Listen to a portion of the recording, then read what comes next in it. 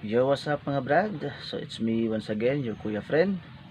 So ito na po yung part 2 ng ating guitar tutorial dun sa One Last Breath ng Creed. So ito po yung course tutorial natin kasi nung una yung intro yung itinuro natin dun sa part 1 niya. So ito na po yung pangalawa natin kung gusto niyo malaman yung chords ng ang kantang One Last Breath. So ito na po yun, panoorin nyo. Okay, so bago natin sumpisahan mga brad, so huwag niyo pong kalimutan na i-subscribe yung channel natin. At saka huwag niyo pong kalimutan na i-like and share. Okay, so huwag natin pahabain to. Let's do this. Okay, so dito sa intro at saka sa verse natin, so may apat na chords tayong gagamitin dito. So ano-ano mga yon? Una ay yung D. Pangalawa ay A. Ang pangatlo ay B minor. At pang-apat ay G major. So bali ang apat na chords to mga brad is dalawang ikot to. Dalawang beses siya uulitin doon sa intro. Okay? So ganito yan. Yung strumming natin dito sa intro ay pwedeng isang strum lang pababa. Pangalawa, B minor, G. Ito na yung pangalawa.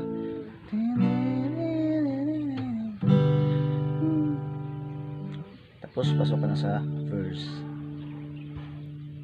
Okay, so yung strumming nga pala natin, dalawang option dyan ha. Kapag hindi ka pa ganun marunong dun sa mga kalikot niya, yung ganun, dun sa part 1 ng tutorial natin. Okay, so pwede lang ganun, strumming, isang strum lang pababa. Ito yung unang option to. Tapos dalawa. Tapos yung isang option nito is yung strumming natin is down, down, up, down, up, down, up. Okay, so down, down, up, down, up, down, up. So yun ang pangalawang strumming natin kapag nagja-jamming lang tayo, saka hindi pa tayo ganun marunong doon sa intro, kapag napapractice pa tayo. Okay, so ganito na.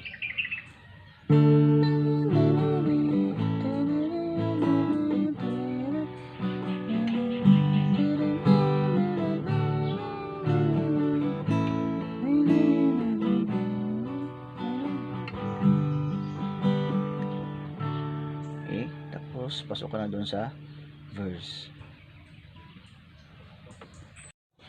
So okay, dito na tayo sa verse mga brad. So yung verse natin is kaperasan doon sa intro na itinuro ko kanina. So yung chords is ganoon pa rin. D, A, B minor, tsaka G. Okay, saka yung strumming pattern natin dito ay down, down, up, down, up, down, up. Okay, so sabayan natin guys ha. Mabagalan ko lang para masundan nyo. Okay, please come now. B minor, G, D, A, B minor, D, B minor, G ulit, balik sa D.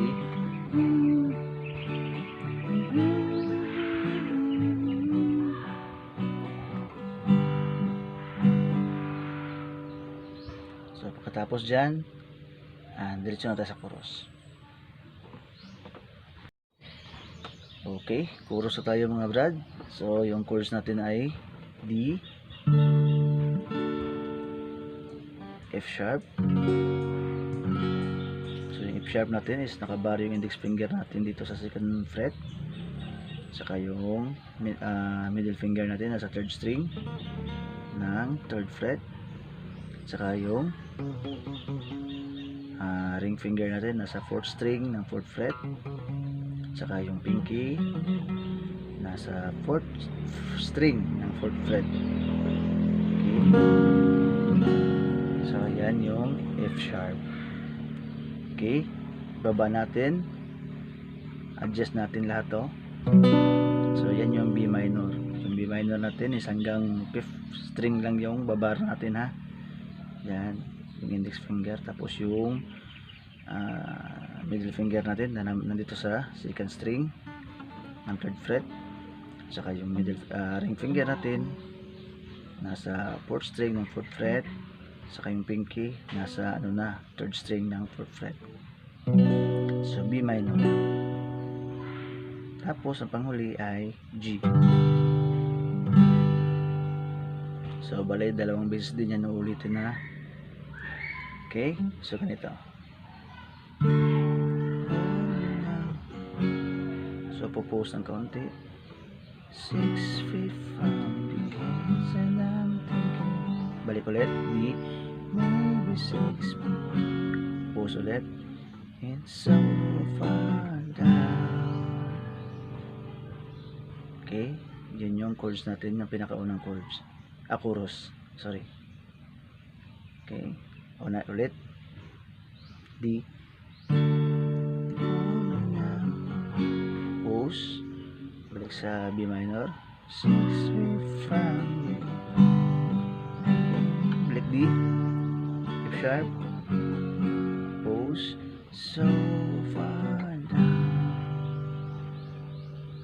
Okay, sana nasundan yung mga brad ha. Madali lang naman. So okay, dito tayo sa 2nd verse mga brad. So ganun pa rin yung chords mga brad ha. So D, A, B minor at saka G.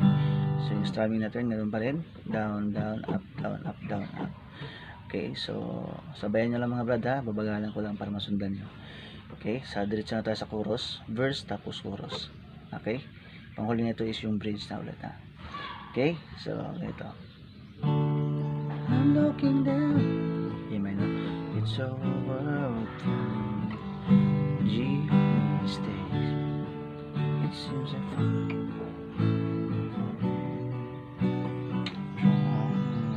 His grace. I cried out. Heaven. B minor. But I'm down to one last breath. And with it, A. B minor. Maybe say chorus. D. So, hindi ka na mapupose ito. 6/5. Balik sa G. It's so far down. Hold down. I'm 6 feet. Maybe 6 feet.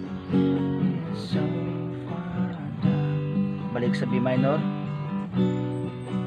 Ulit tatlong beses. Balik ulit. I'm so far down. Okay. So doon na part mga brad ha. Bali uulitin yung B minor at saka G ng tatlong beses. Okay. So maybe 6 feet. It's so far down. So balik ulit. So far down. So bago mo proceed doon sa bridge. Okay? So sana masundan nyo guys ha. So yun, diretso na tayo sa bridge part. Let's go. So okay mga brad. So nasa bridge na tayo. So may 6 tayo na chords na gamitin dito. So una ay E minor. Pangalawa ay G. Pangatlo ay D. Pangapat ay A. So yung pang-5 B minor. At yung pang-6 ay balik ulit sa G. Okay, A minor, G, D, A, B minor, tsaka G. Okay, so kantahan ko mga brad ha, hahamin ko lang para hindi tayo makapiright. Okay, sabayo na lang tapos babagalan ko lang para masundan nyo. Okay, ito. Sad eyes follow me. medyo matagal dito sa D ha. Well, I still believe something left. Balik ulit sa A minor. Please don't G. Away sa D. Balik sa A.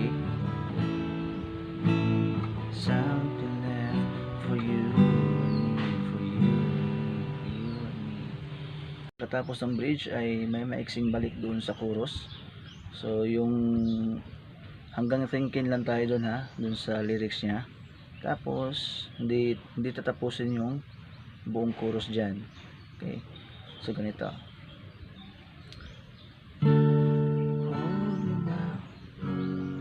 Yung uulitin yung intro kaya yung may pause.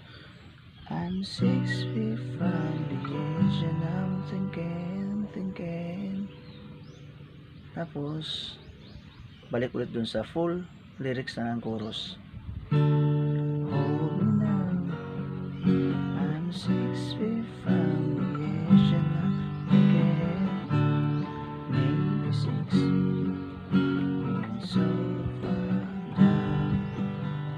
Balik ulit. Hold me now, I'm D minor, G, D, maybe 6 feet.